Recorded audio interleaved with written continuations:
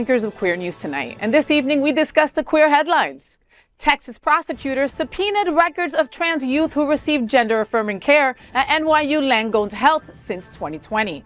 This request comes amid ongoing legal and political battles over trans health care access. Syphilis cases are rising sharply across the U.S., including congenital infections.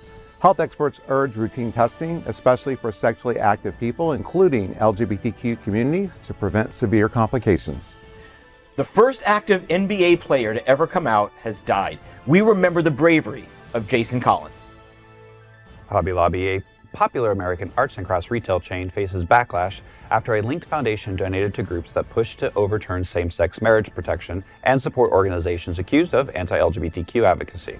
Spain ranked first in ILGA-Europe's 2026 Rainbow Map after expanding LGBTQ+ protections and depathologizing trans healthcare. The country has overtaken Malta, Iceland, Belgium, and Denmark, also placed among Europe's most queer-friendly nations.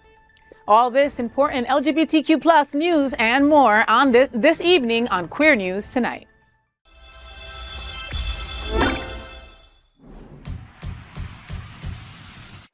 Welcome to Queer News Tonight. This is the world's first and only LGBTQ daily news television show, broadcasting live and available on demand on your favorite streaming channels. Analytics company vidIQ certified the Queer News Tonight YouTube channel as the world's most popular LGBTQ streaming news show. Our queer stories have reached over 12 million views. We are proud that Queer News Tonight has more YouTube subscribers than any other LGBTQ+ brand in Florida. We thank you for watching and supporting our voice in our rainbow family. There is no other news program in the LGBTQ world like Queer News Tonight. That's right, Trini. It is Wednesday, May 13th. We are live and literally out of the closet and into the headlines. So many of your important stories we will tell this evening on Queer News Tonight.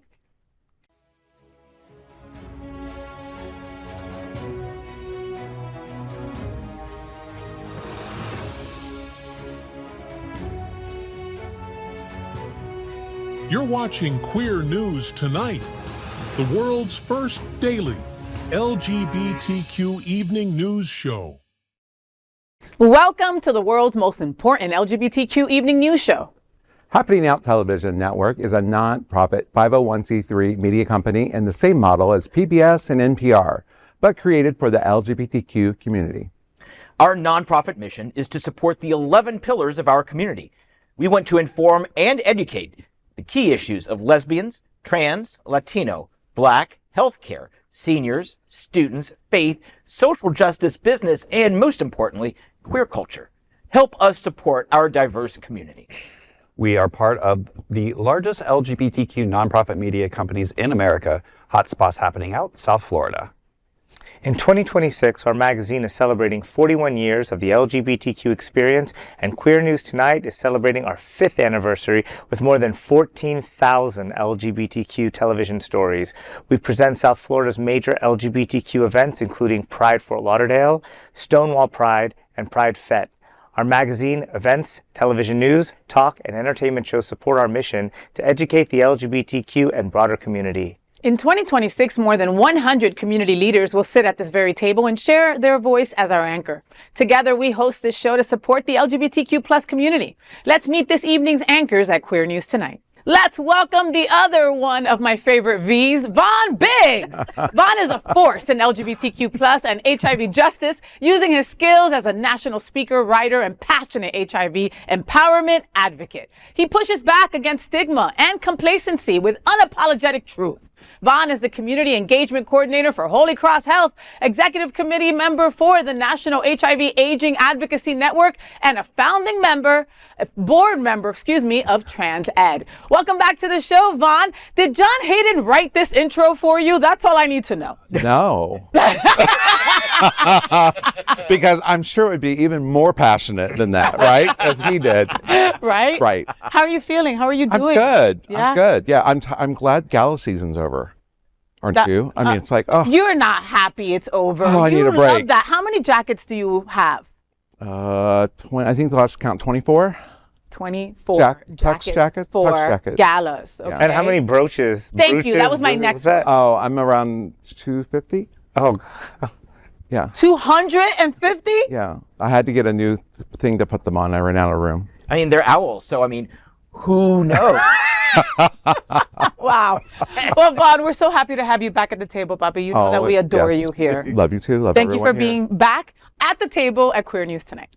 Let's welcome anchor John Hayden. He's a journalist for 31 years, and he now focuses on hyper-local reporting, covering LGBTQ plus issues, Wilton Manors, Lauderdale by the Sea, Fort Lauderdale, and Oakland Park. You can see all his reports at Greater Wilton Manors on YouTube and Facebook.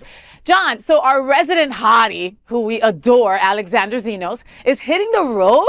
Wait a minute. Tell me what's happening out. I know. He's not hanging around for hurricanes, heat, and humidity, and honestly, I can't blame him. Alexander is headed north for a summer residency in P-Town. But before he goes, he's got one last show tomorrow night at Triton Studios in Hollywood, and he took some time to tell me all about it. Before you leave, we've still got business to take care of, right? You're not just leaving us high and dry. You've got one more show, one big see you this autumn farewell show coming up down in Hollywood, and that's on Thursday. Yeah, you got that right. We're going to be at Triton Studios. That's right there in Hollywood. And me and the Birds have a little kind of farewell, but also, release song show going on for you, which we'll talk more about later. But we're going to be just, some of the Birds there, new music, all new arrangements of the songs you love, but, with a different style you haven't had the chance to listen to, touching on the original music that we released this past January with Different Love, and, tasting a little bit of what's to come. Okay, well, now don't worry. He is not abandoning us. He'll be back this fall, and he's going to be releasing new music one single at a time over the next several months. So I'm really looking forward to it. He's you can see that full interview at Greater Wilton Manors on YouTube and Facebook, and he talks a lot about his new music and a song he wrote years ago that he finally developed and is releasing now, and what motivated him to do that. So I always love talking with him. He's a really great guy. Alexander is so talented. Yeah. I mean, he's ridiculously talented. And obviously we can all attest that he's gorgeous. Okay? Like super gorgeous. Like every time you see him and you walk away, he comes and he's cuter. And I don't know exactly how he does that. You know what I mean? Like it took me like 3 times watching him perform to actually hear him, because I was just so boggled by how hot he was that I was like, oh, okay. Oh my God, you could sing. Wow. I mean, he's just amazing. And I love this. I was able to see him in P-Town last year, right? For a couple of his final performances there, and incredible, like just lovely. I love P-Town as a whole, and he fits in to that fiber of what P-Town is all about during Carnival season and all of that, so incredible.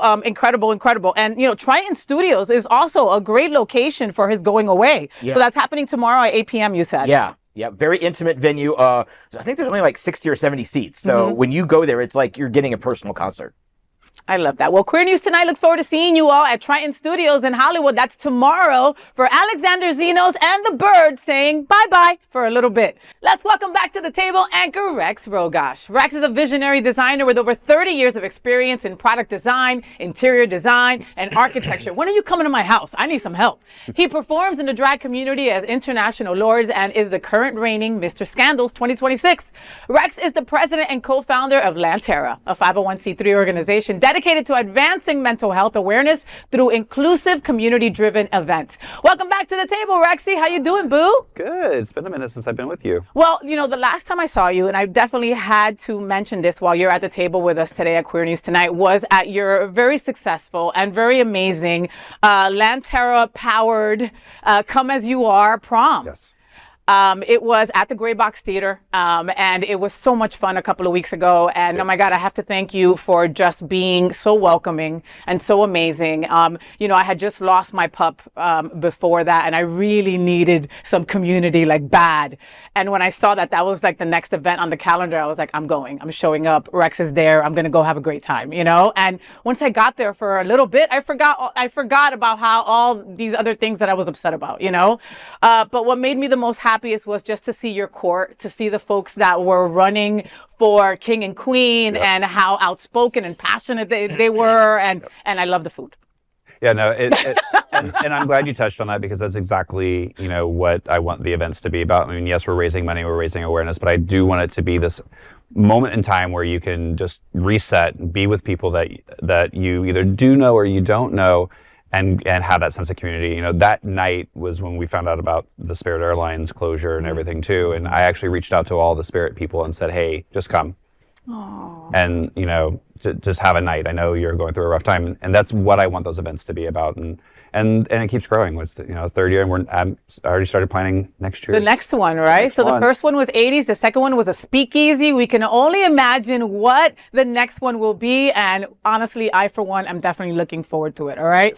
You're going with me next time. That's all I said. Grab your passport. All right. I'm going to say. Ooh, there grab it your is. passport. Well, Rex, thank you so much for being back at the table at Queer News Tonight. Let's welcome back to the table anchor TriniDaddy. He's a violinist and a pianist with the Miami City Ballet and is the program director for the Seminole Theater Players in Homestead. Welcome back to the show, Trini. And I got to say thank you so much for coming in today. I know that you've been battling some voice issues and you were told to be on bed rest, and you're here with us. Yes, I should be on vocal rest and not talking with you people. So obviously I went on a talk show. But it's been a couple rough weeks not being able to have a voice, and I just keep having events. My niece graduated from University of Florida, go Ava. And then I had another friend who graduated as well, and it was just all kinds of days of shenanigans that I would not trade my voice for that experience. And suffice to say, Trini could still get it on a college campus. Wow. All right. That was more information that I needed to know. But yeah, right. I bet you it's a party wherever you go, Trini. So we really do appreciate you coming in and, you know, under these circumstances. And we're so happy to have you. Well, thank you. Appreciate it. And of course, let's welcome tonight's lead anchor, my favorite lesbian and every gay boy's lesbian in the country. I know it is. FayWhat. Wow. She is a legendary events host, television and radio personality, and the host of Hotspots Happening Out, the FayWhat Show. Faye Stonewall Honors will celebrate LGBTQ leaders with an awards gala and new Pride exhibition on May 30th. Tell me what's happening now. Yes, Stonewall National Museum, Archives, and Library will host Stonewall Honors on Saturday, May 30th from 5 to 8 p.m., celebrating LGBTQ plus leaders and organizations making an impact across the U.S. The exclusive 100-guest event begins with a private opening of Stonewall's new permanent Pride exhibition, featuring immersive and interactive educational displays alongside a wine and cheese reception. Guests will then head on over to ArtServe for a buffet dinner, open bar, right before the awards ceremony honoring 12 LGBTQ plus leaders and 9 institutions. We are happy to inform you that one of the honorees include Queer News Tonight anchors Bishop Darrell Watkins and his husband Robert Griffin of Sunshine Cathedral, and we couldn't be happier. Plus folks that are so integral to our community, including Alan Beck from Fun Maps and Mark Berryhill from Equal Pride and James Black from the Trevor Project, Ben Garcia from American LGBTQ plus Museum, who else? The incredible folks from the National LGBTQ plus Task Force, Miss Kira Johnson, and a whole bunch more. I mean, this is going to be an evening that you definitely do not want to miss. Big shout out going out to Robert Keston, the executive director over there at Stonewall, for doing the damn thing and making sure that we all know what's going on, you know? Yeah, these events aren't easy. Oh my God. Yeah. You know, I mean, and we've been talking about this maybe behind the scenes or whatever since at least February. I mean, you know, and then these things take a long time to put together, and coming up with a list of honorees is certainly not easy because, you know, we say there's 12 people in 9 organizations, and that seems like a lot.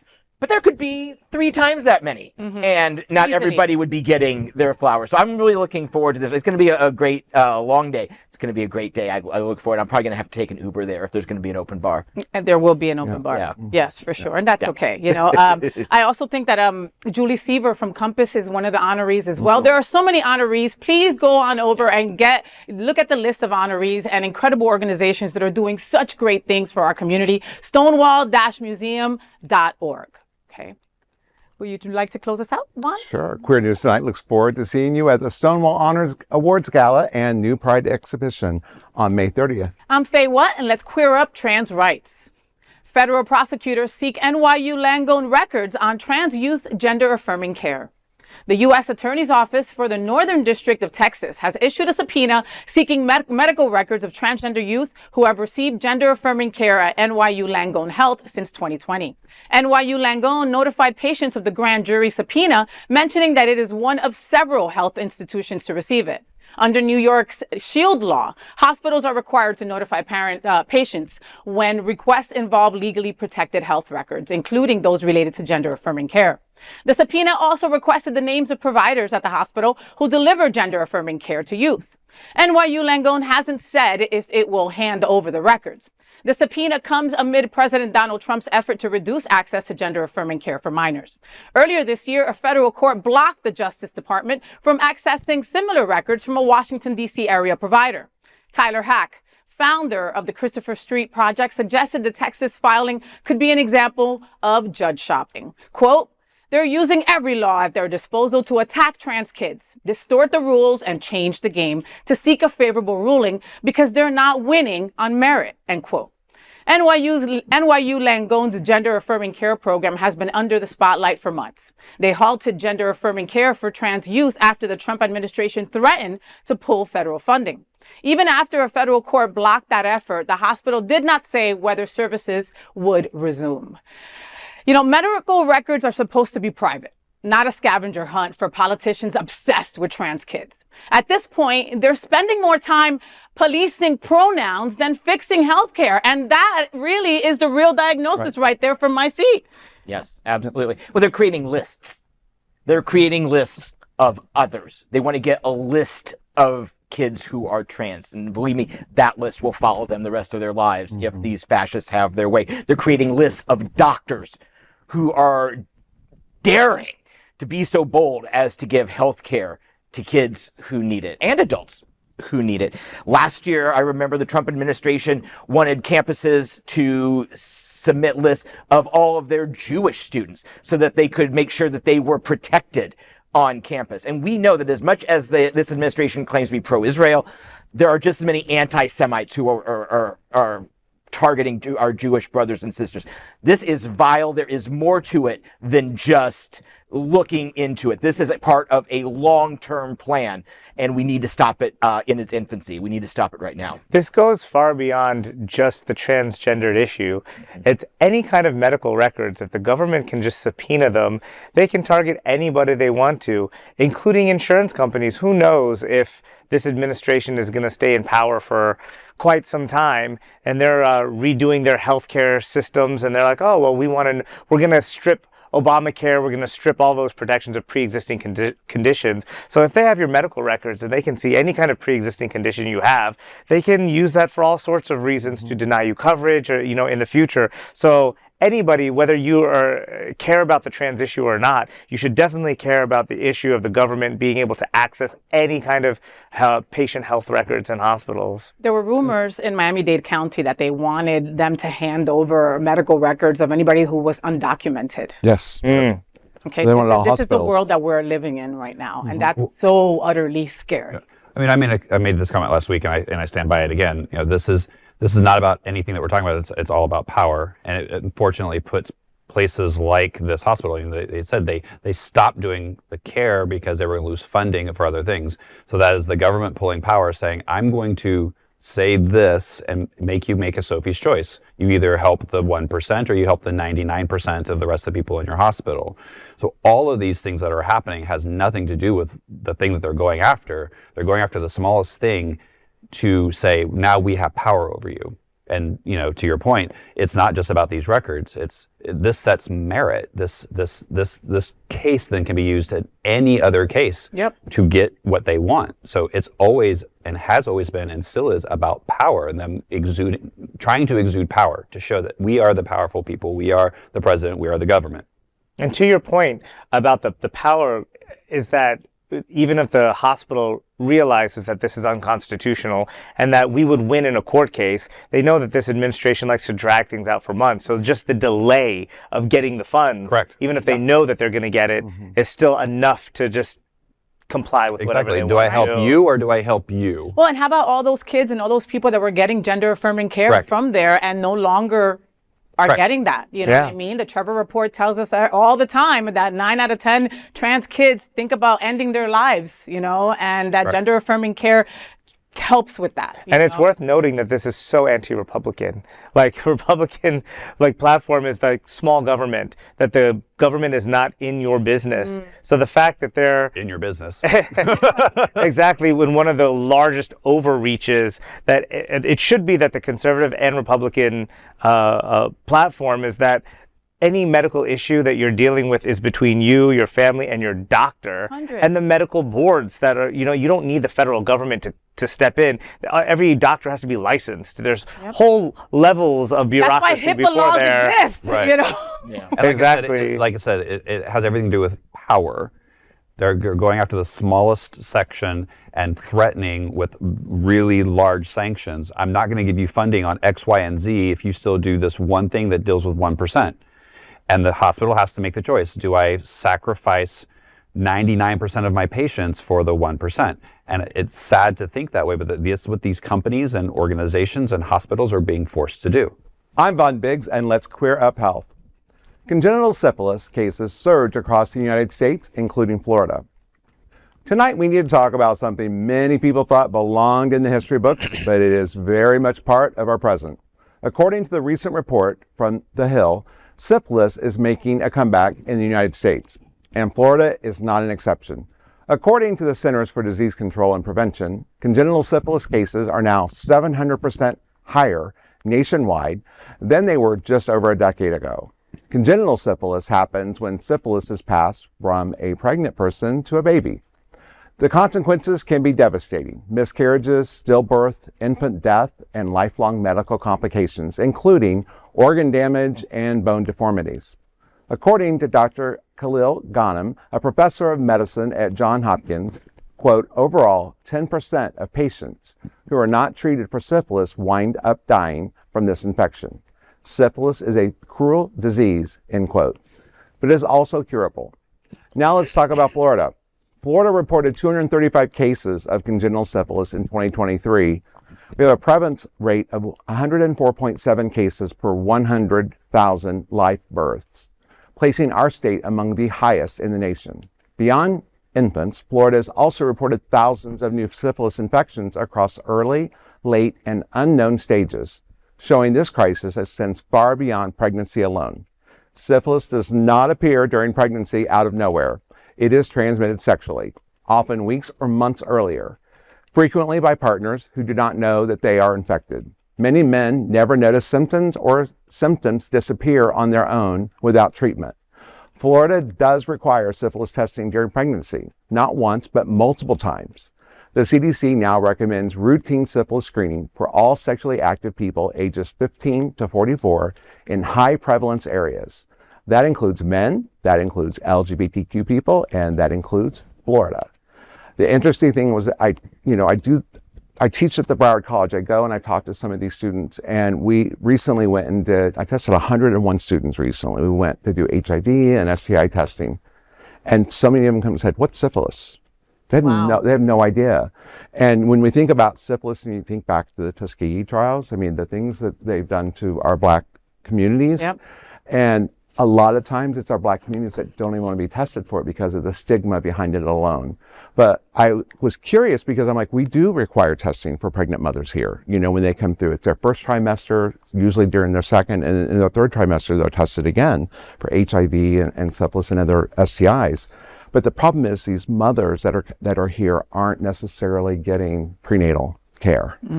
So that's what we're seeing is happening, that people that they're not getting care, or we have maybe undocumented mothers who are giving birth. And I mean, the devastation of a baby being born with syphilis, it's just it's very cruel and sad to think about when you're born and the first thing you're doing is being, jabbed with, antibiotics and things like that they should not be. And might have been avoidable. Right. Very much so. People just getting tested, et cetera. Yeah. So men are definitely, the cases are rising, alarmingly, more for men than they are for women. Yes. I mean, just get tested. Add it part of your regime. We're all trying to make sure that we know our status. Throw that into the mix, Like, Florida, we love to be number one for just like the sickest stuff. You know what I mean? If we can normalize brunches, we can normalize getting tested, Syphilis is curable. Ignorance is not. Right. All right, you know what I mean? Wrap it up, get checked, and keep it moving. The problem with syphilis is that it can stay dormant for a long amount of time. You could also be not showing symptoms for a long time. You can go 90 days in between showing anything. You know, so know who you're sleeping with, boys. And you can go years without knowing if you've never been tested. Unfortunately, I think we're going to see a rise in a lot of things because healthcare has been weaponized. You know, we just talked about this, and you just mentioned it. I mean, people are afraid to go places in public because they're undocumented, or culturally it's been stigmatized. You know, I'm fine, nothing's broken, don't go fixing it, type of a thing. So we're going to see cases not only of this, but in many things going in the rise because of, especially here in Florida. Yeah, they don't want to go to the hospital. Because they're afraid that they'll either be taken away or their family, you know, there's so much stigma and weaponizing of our healthcare right now. And the doctors are afraid to do anything or say anything. So it's not a good situation in general. And I just want to ask a question basically for people out there. I'm pretty sure I know the answer. If you had syphilis in your 20s, you can get it again. Yes. Right? This is not a, I had it once and now I'm good to go. Right. Okay. Absolutely. And you know, that's a lot of questions we get from the college students is, can you get more than one STI? And I'm like, yeah. All of them. Let me give you a list. Yeah, Let me give you a list, you know? John, were you asking for a friend? We're very close. Well, you know, I think we do a pretty good job of getting tested for HIV. I know, like in my medical test, whenever I do my blood work, which is like every 6 months or so, I just kind of added into the list for HIV, always just to make sure we know our status. But some of the other STIs that you could get, a lot of times we don't test for them if you don't feel like you have any kind of symptom for it. And I can say, I really haven't personally looked into syphilis testing, but then there have been times where I watched some old, classical composer movie like Amadeus or something, because Schubert famously died of syphilis, right? And I remember that was the most exciting part of musicology. We're like, oh, they were all having sex. Yeah, like it's hard to even know if you have it or not unless you test for it, right? And it's interesting that they recommended 15 to 44. Have they been to Wilton Manors or South Florida? I think they could probably extend that age from 44 a little bit higher. Well, I mean, the villages. I mean, come on, they were always like #1 in like the country when it came to syphilis or gonorrhea or one of them. It was the gambit of STIs that those people were enjoying themselves, and still are. Hey, Billy. Hey, Al. How are you, Al? We love what's you. your loofah color? And the great thing is, syphilis you can do testing for that at home, just like you can HIV now. I mean, they've got kits out there. I give out kits all the time. Where do you get those kits?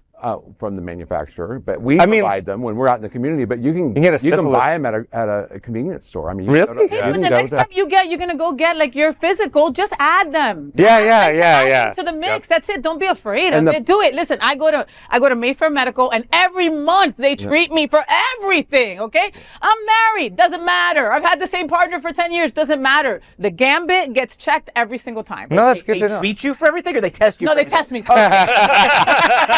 They probably treat me for everything too. After one magical weekend, I'll be back there, Mayfair. I'm John Hayden, and let's queer up sports. You may not recognize the name Jason Collins, but you should. He died yesterday, but his life has and will continue to affect athletes at all levels.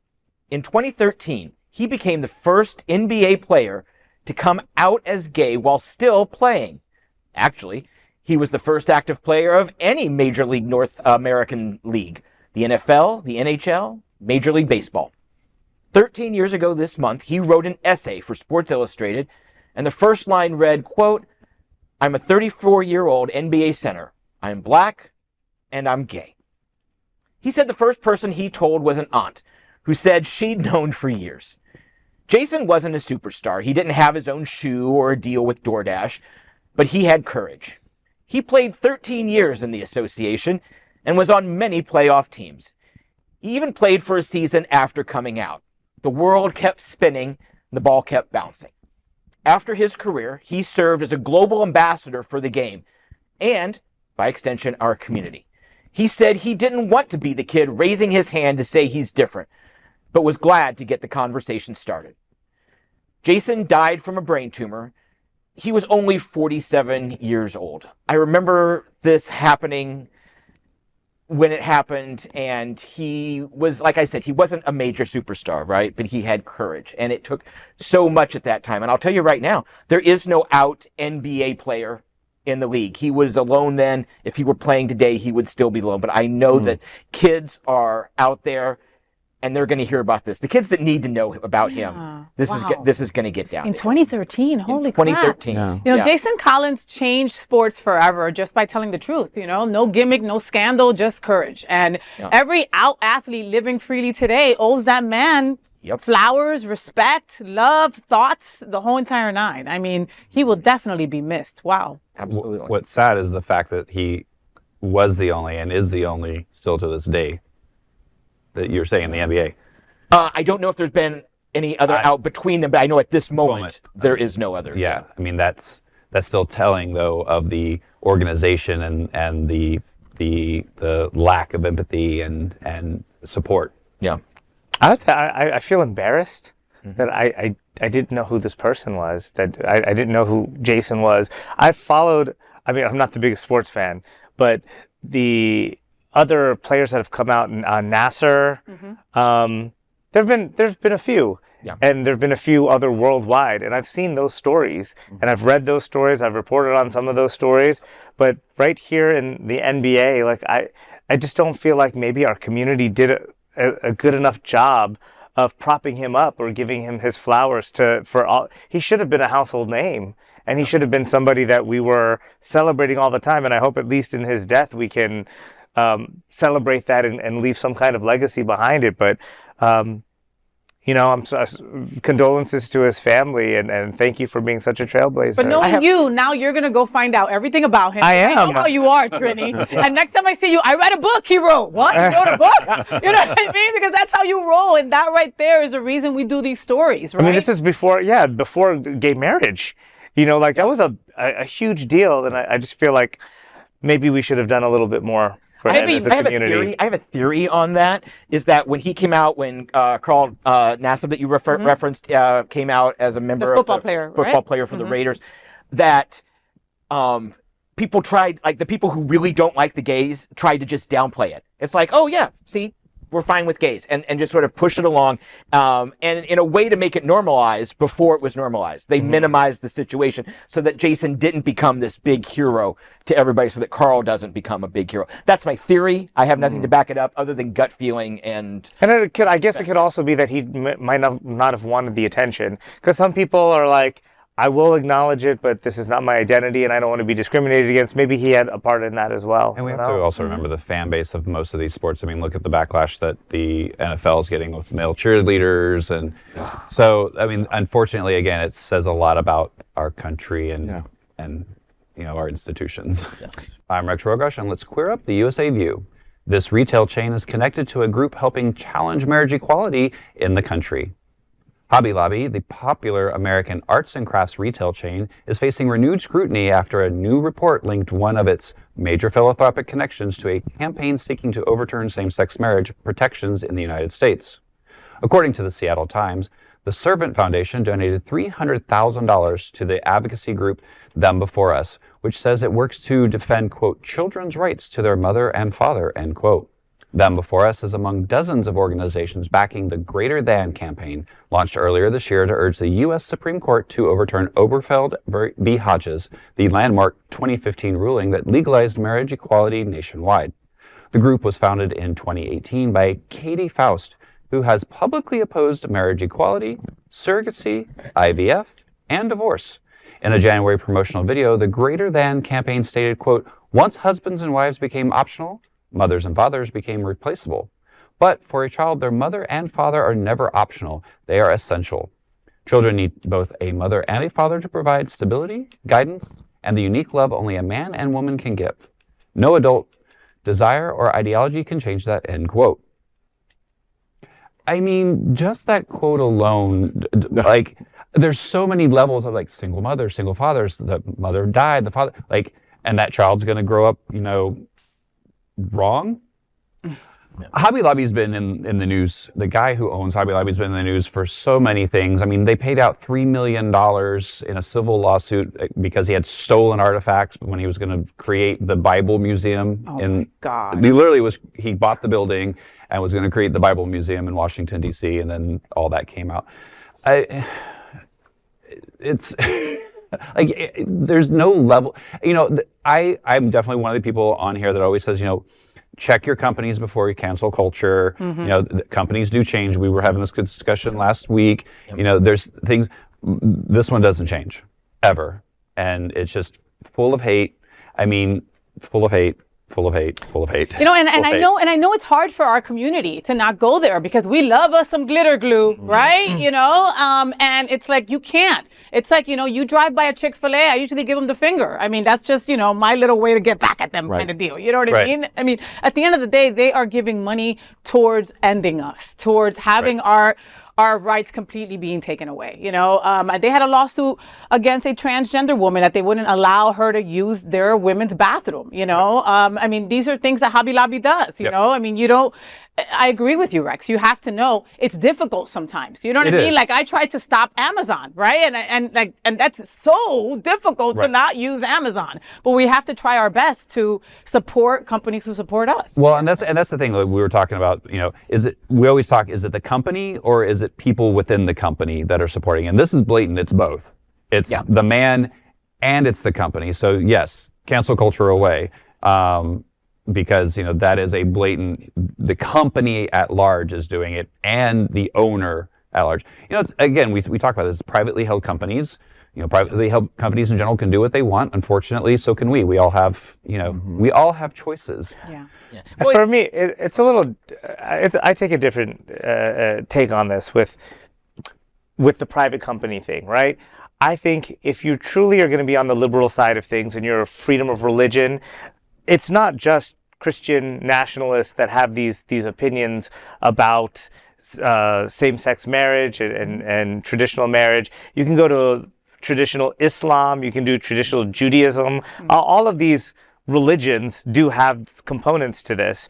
So for me, the headline of the story is really a Christian-owned company supports another Christian organization that happens to have these beliefs. So for me, it's not really a big deal. I don't necessarily believe, and it's not saying that he's actually pushing this within the store. He's pushing it or taking, I think, financial contributions from a Christian organization that one of many things that they promote is that kind of traditional man, woman, husband, wife, nuclear family, right? So I don't feel that that's really that big of a deal. I understand that they have another bent to it. It's not necessarily that Hobby Lobby in the store is promoting that gay is bad, this is whatever. This is I don't think you'd find any sign in one of those stores that would have something like that. You don't find anything LGBT. There are tons of religious and Bible verse stuff in the stores. But that's fine. That's freedom of religion. No, you can have Bible. That's not necessarily offensive over that. That's not what I have offense with. We're not calling for them to be shut down by the government. We're calling for them to be shut down by a free market. Correct. We're calling for them on all of us to not shop there. We're calling on all of us not to buy their products, not to buy their little stylized Bible verses that they can give out to a first grader on their first communion. Let's make no mistake about it. Correct. The people who own Hobby Lobby, and for the most part their shoppers, are self-righteous fascists. That's what they are. And when they put out statements like this, it is tone deaf.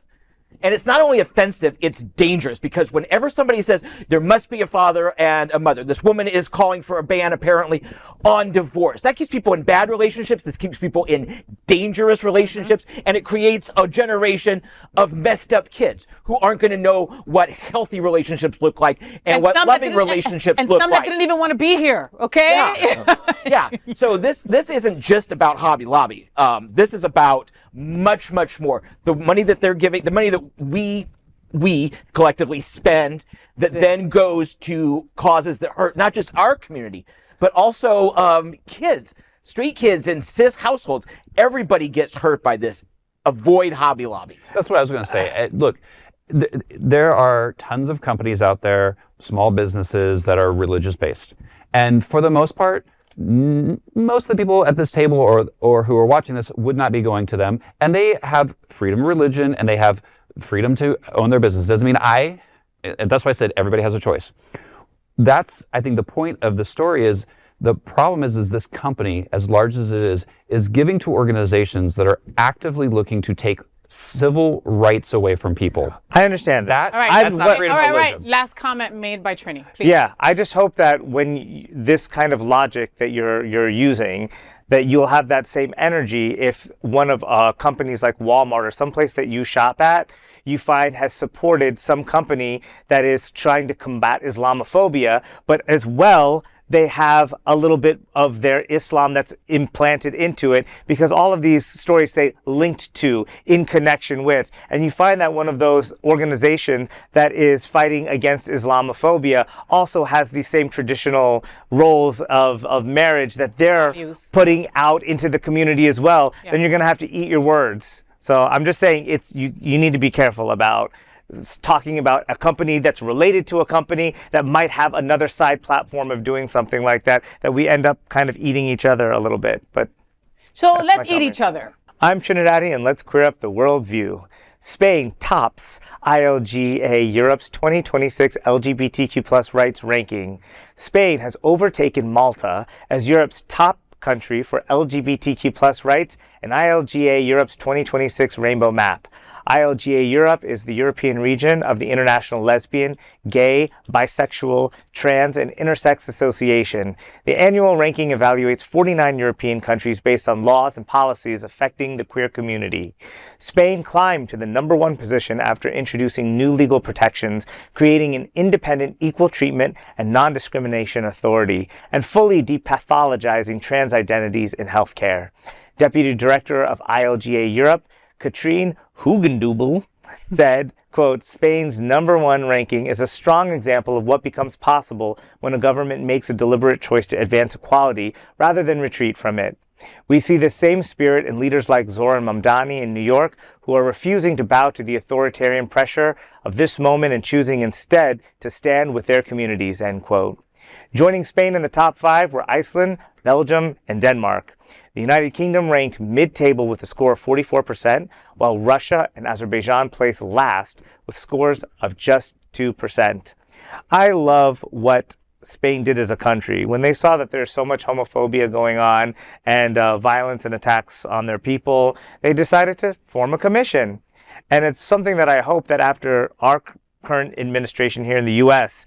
is hopefully out in the next few years, that we kind of turn the tables again and try to rectify a lot of the wrongs that have happened and to try to codify ways for this to not happen again. So much of what's going on now has never been like technically against the law, but we just never would do it because we know it's unethical. And like the founding fathers are like, we don't need to put this into law because it's common sense. Of course you would interpret it this way, but we see how our system can be abused. And it's also worth noting when I was looking at this story is that even with these protections and them going the extra mile to protect their LGBTQ plus community, attacks on the LGBTQ plus community in Spain are on the rise. So I think maybe it's a chicken egg kind of thing where you see that it's happening and you're trying to do something to tamp it down, you know, so we just need to be ever vigilant on that. And hopefully we can have more task forces around that are helping, you know, that have power to try to curb all of this. I love Spain. So, you know, Spain said equality is the assignment and actually understood what the hell that meant, you know? Meanwhile, America's over here fighting over drag queens, pronouns, and books. Like it's a group project nobody studied for, you know? Barcelona is called, Stitches is calling. Have you been to Stitches? The most beautiful, magical, gay paradise on earth is Stitches, okay? It is just so beautiful and loving, you know? I mean, it's just, it makes you happy to be gay. But Trini, do you know what they call single people in Spain? Barceloners. Wow. What do you want to do with it? Where are you going to go with that? I want to say that, back to your comment, Sitges, It's been on my number one, like my top 4 places to They will see eat in the you next few years. They will eat you up. And I think with that kind of welcoming attitude to LGBTQ+, we should be having more of our festivals and international stuff going on there, so we can show that we're rewarding with economic and tourism dollars to places that are, supporting us. Amen. And one more serious. Oh, God. No, one more. Okay. Seriously, do you know what you call Spanish bankers? Also Barceloners. Great. Okay. All right. LGBTQ 1 Minute News. Let's queer up politics. Trump calls White House a shithouse. At an event for law enforcement officials on Monday, Donald Trump described the White House as poorly maintained before he took office and praised himself for restoring it. He said, quote, "This place was not properly taken care of. I was told by my wife, you have to act presidential, so don't use foul language. I won't, therefore. Normally, I would have said it was a shithouse, but I don't want to say that," end quote. Trump also claimed he personally paid for improvements. He further promoted plans for a new White House ballroom, calling it the most beautiful ballroom anywhere in the world. The comments quickly sparked backlash online. Many said the changes he made have made it uglier. Donald Trump has ruined the White House, like completely, and just when he took out the Rose Garden, right? That was just like the beginning of the end for me, just knowing what that meant to the first ladies in the past, etc., right? And how beautiful that was. What he did to the lawn, that stupid ass ballroom is a hot mess, and I really don't believe that he's paid for some of this stuff out of his own pocket. I really don't. I believe that all of this has come out of our pockets in some way, shape, or form. He John? doesn't have liquid cash. Yeah. Rex, what do you mean he's got no liquid cash? All of his wealth is tied up in investments and or real estate. He physically doesn't have a lot of liquid cash. And Qatari jets. So that's when he says I'm paying for it, he doesn't have liquid cash. Like how, right? You're saying. How are you paying for it? And on top of the fact that, you've left cities with failed real estate that are paying off the debt of those real estate. The city that you left is paying off, not you. Not you. I think the irony of his entire movement of Make America Great Again, he calls everybody on the left people who hate America, but he never ceases to stop insulting America. It's a shit show. The where I live here in the White House, it's a shithole. Make America great again, because obviously we're not great, and he does all of this kind of reverse engineering, and everybody's like, yeah, the left hates America. You hate America. You think America is terrible. You think everything here is terrible. I would just like to use this story as an opportunity to go back earlier in the show and remind everybody, get tested for syphilis. This is what happened. It goes to your brain. LGBTQ 1 Minute News. Let's queer up entertainment. Sally Field's son jokes how growing up on Still Magnolias set made him gay. Legendary actress Sally Field opened up about family, friendship, and queer advocacy in a new interview with People. Reflecting on filming the classic movie Still Magnolias, Field recalled how wonderful the experience was alongside co-stars Dolly Parton, Julia Roberts, and Shirley MacLaine. Field said her youngest son, Sam, spent much of his infancy on set and laughed, saying, quote, "Sam has always said that's probably why he's gay," end quote. A longtime LGBTQ ally, Field also supported the Equality Act legislation that would ban discrimination based on sexual orientation and gender identity. I laughed when I read this story because I thought, really? I mean, you don't spend that much time on set. But if I was around Dolly Parton and all these amazing women in my life, I probably would have come out a lot sooner. Vaughn, I love you more than my luggage. Here, hit Vaughn! Here, hit Vaughn! Right. Now, we all knew he was gay when his senior yearbook quote was, "Drink your juice, Sheldon." Drink your juice. And I'm here, I'm blush and bashful. I mean, I wouldn't say it made you gay, but there is something about those ladies. Right. I feel like all of us probably can relate. The first time we're watching a Dolly Parton movie or something like that, when you see that you connect with these ladies or whatever, that's a good sign. Like it brings it out of you. Listen, it's like an exorcism. Olivia Dukakis, Right. how could you not Right. be just loving on them? Those women were just incredible. Dolly Parton at the front of it, but I mean also Sally Field, all those ladies, you It's like the Golden Girls. Like if you look at it and you see it, you're like, and you connect with it, you gay. Yeah, what he said. that's right. LGBTQ plus 1 minute news. Let's queer up the worldview.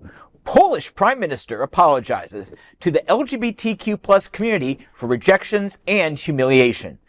Polish Prime Minister Donald Tusk says his government will move quickly to recognize same-sex marriages performed in other European Union countries. This follows landmark rulings from the Court of Justice of the EU and Poland's Supreme Administrative Court. The rulings stem from a case involving a married same-sex couple whose 2018 marriage in Germany was denied registration in Poland. In March, Poland's court ordered marriage entered into the national registry. This made it the country's first official recognition of a same-sex marriage. Speaking before a cabinet meeting on Tuesday, Tusk apologized for years of rejection and humiliation faced by LGBTQ plus couples.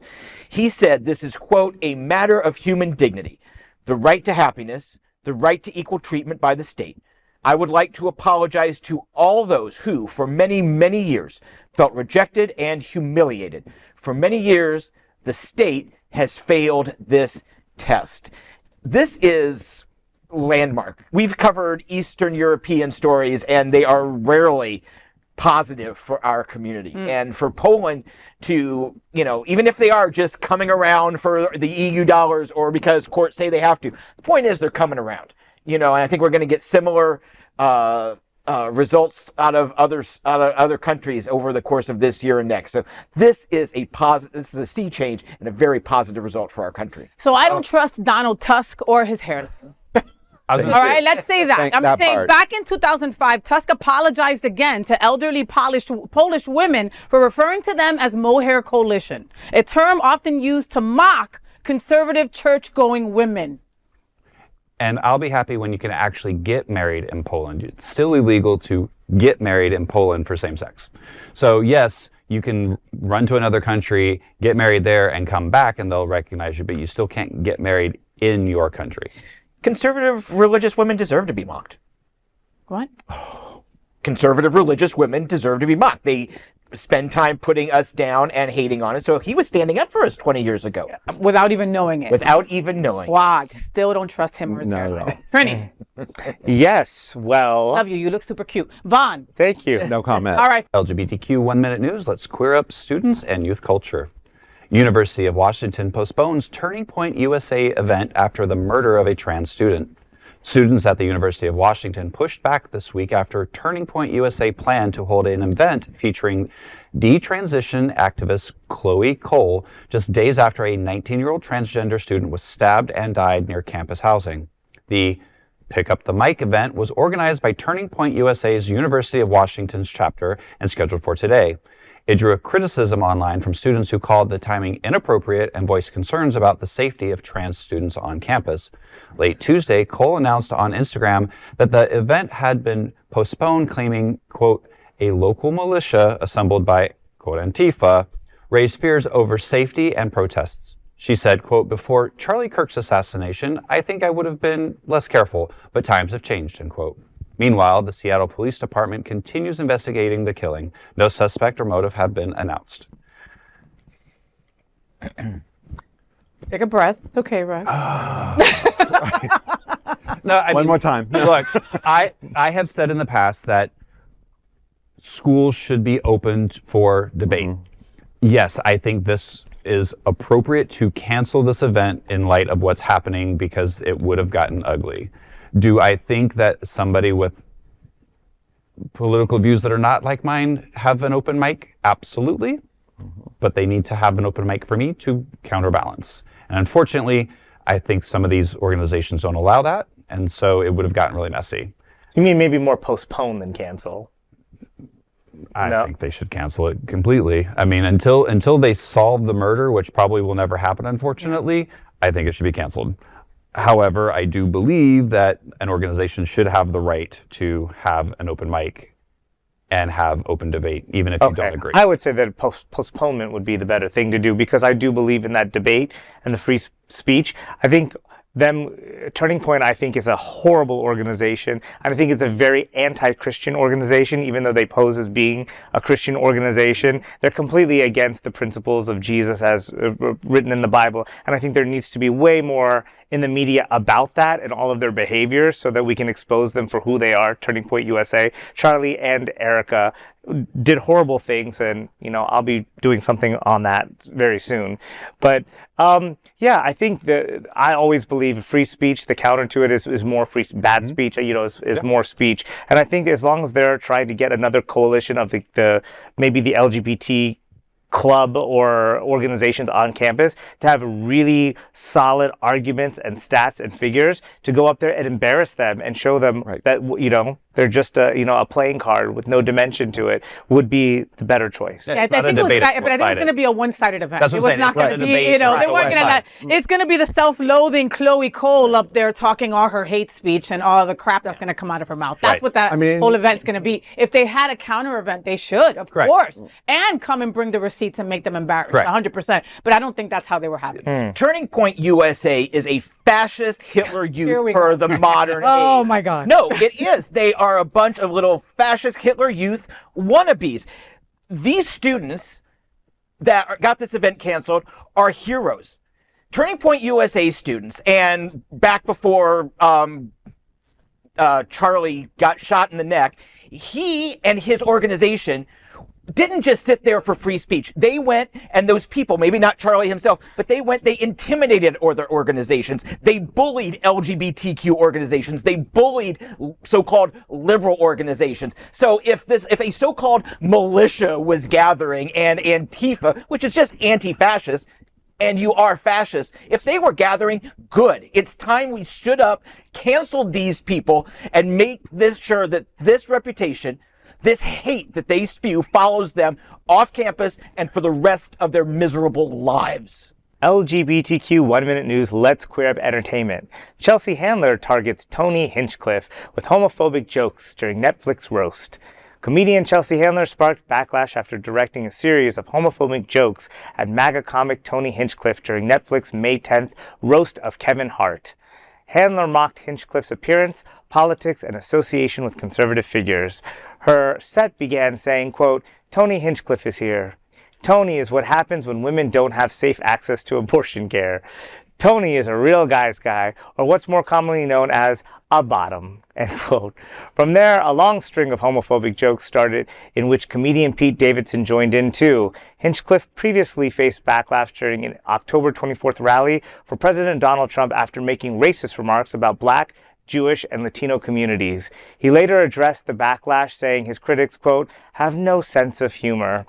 So I think maybe part of this story is that if somebody is blatantly homophobic, is it okay to just point a few of those homophobic jokes, put a mirror up and just reflect it back at them? And I think, yes, in good fun with a good comedian who knows her shiz, I think it's a really effective tool. I don't believe that anybody who is actually gay, homosexual, part of the community would look at her comments and her behavior and think that it was homophobic. And I think it definitely holds up a mirror to those people who are. Chelsea Handler is one of the smartest comedians that there is out there, all right? It is not easy being a woman in a man's comedic world, and that's what it's like as I sit at the table with 4 dudes. It's not easy. You're welcome. John, you're welcome. I should say you're welcome, mother effer. John, you were saying about how Chelsea has consistently been an LGBTQ plus advocate and ally for years. I've been aware of her since Chelsea Lately on E, so at least 15 years. She stands up for us. She represents, she's not an ally for profit. She is an ally when good times and in bad times. And to your point, Trini, when we're saying homophobic jokes, we're meaning it in all the best ways. I gotta watch this. As we say in drag community, it's not shady if it's true. As a nonprofit LGBTQ media organization, we would like to thank our viewers for supporting our mission to tell the stories of the queer community. We'd also like to thank the generous support of Jets Pizza. Jets is the LGBTQ community's most popular pizza in South Florida. Take a look around these streets. Do you really think we woke up one day and said, yeah, the world needs more pizza? Nah, just a better one. Better, like the world's best pizza. Jet's Detroit-style pizza. Hand-pressed and baked to the thickest, crispiest crunch. You're welcome. Now visit jetspizza.com and save. Click on hot deals for special offers in your area. Jets, better because it has to be. These are today's headlines from Queer News Tonight, and our anchors represent the best of our LGBTQ family. If our community is important to you, share this news with your friends and family. Don't forget to join the conversation on your favorite streaming platform. Queer News Tonight is the only live LGBTQ plus digital television show in the world that is out of the closet and into the headlines. We need your support. If our community is to grow and then thrive, we must tell our stories and bring them to the attention of the broader world. This is the only place in the world that tells these types of LGBTQ stories in motion and sound. Hotspots Magazine, Happening Out Television Network, and Queer News Tonight. I'm your lead anchor, FayWhat, and I thank you for joining us on behalf of my fellow LGBTQ anchors here at Queer News Tonight, including Von Biggs, John Hayden, Rex Rogosch, TriniDaddy. We will see you daily at 8 p.m. To our LGBTQ plus world, we wish you a great night. Good night.